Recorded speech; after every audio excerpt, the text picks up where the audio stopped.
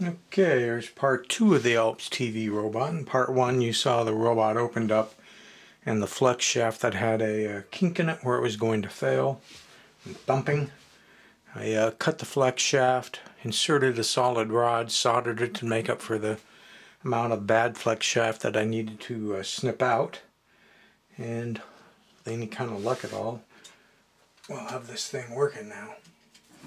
So the antenna is the switch on these old Alps. Like I say, this is the third type because it had the plastic feet, has the plastic legs, has the larger claws, has the plastic magnifier, and it has the plastic battery door, and it has the plastic antenna. The original version had metal feet, metal legs, small claws, glass magnifier, and a metal antenna on top of the head, as well as a metal battery door in the back.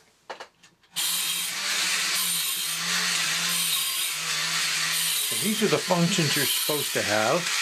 The rotating eyes, the color wheel, which with all the lights in here you can't hardly see, the moving picture screen, the cyclic sweeping, walking, and moving on. And stop it with the legs together. And those are your basic functions of the Alps TV robot. I still like the first version the best. That's the version I had as a kid, the one that was all tin. But what I really loved was that there was transparent parts you could see in and color things happening.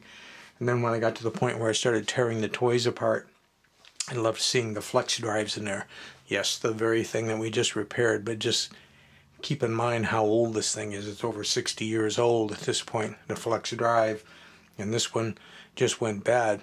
But that's a long time for a flex drive, depending on how much the toy's been used.